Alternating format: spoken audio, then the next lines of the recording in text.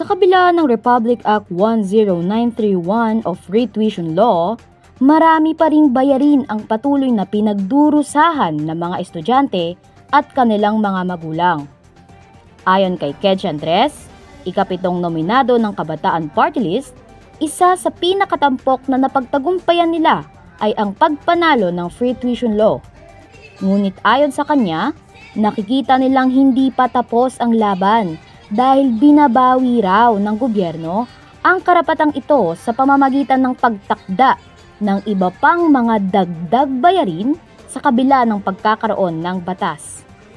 Dahil sa ngayon, kahit na mayroong batas para sa libreng edukasyon sa mga state universities and colleges na mismong isinulong din at pinangunahan ng Kabataan Party List 2017, nagkakaroon ng mga paraan para huthutan pa o magkaroon ng mga dagdag na bayarin sa mga estudyante sa iba't ibang mga state universities and colleges sa buong bansa.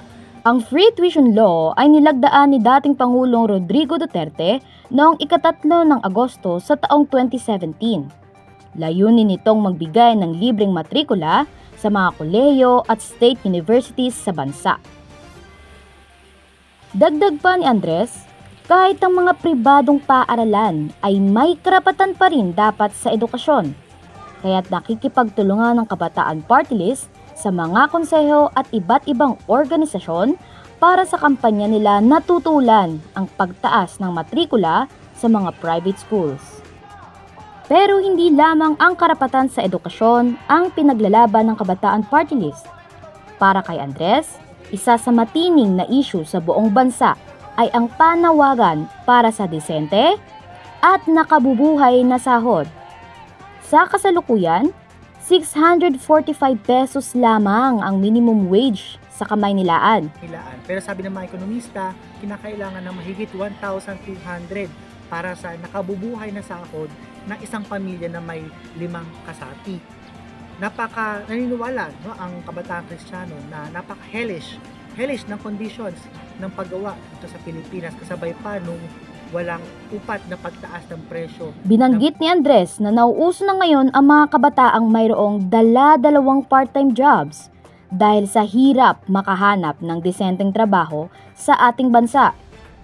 Ang oras nila para sa pag-aaral or extracurricular activities ay sinasakripisyo para sa part-time work. Binanggit din niya na dumarami ang mga out-of-school youth o mga estudyanteng hindi pumapasok. Ayon sa Commission on Higher Education, nasa 216,000 na mga estudyante ang nagtatrabaho habang nag-aaral. Halos 8% ng kabuoang populasyon ng mga mag-aaral sa kolehiyo.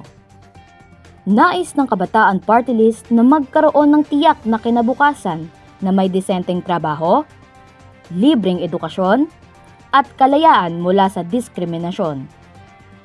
Para sa BJ 101 SUV News, Fiona Andrada, nagbabalita.